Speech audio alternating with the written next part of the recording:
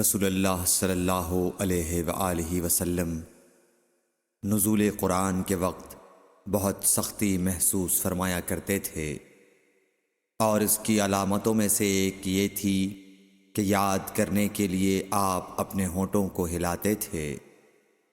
ابن عباس رضی اللہ تعالیٰ عنہ نے کہا، میں اپنے ہونٹوں کو ہلاتا ہوں جس طرح آپ ہلاتے تھے۔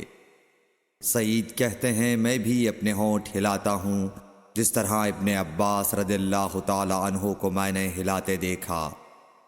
پھر انہوں نے اپنے ہونٹ ہلائے۔ ابن عباس رضی اللہ تعالیٰ عنہ نے کہا، پھر یہ آیت اتری کہ اے محمد، قرآن کو جلد جلد یاد کرنے کے لیے اپنی زبان نہ ہلاؤ، اس کا جمع کر دینا اور پڑھا دینا ہمارا ذمہ ہے۔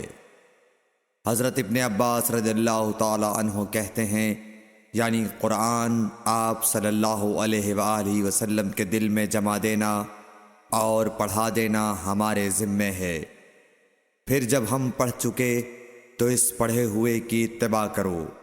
ابن عباس رضی اللہ تعالیٰ عنہ فرماتے ہیں، اس کا مطلب یہ ہے آپ اس کو خاموشی کے ساتھ سنتے رہو، اس کے بعد مطلب سمجھا دینا ہمارے ذمہ ہے۔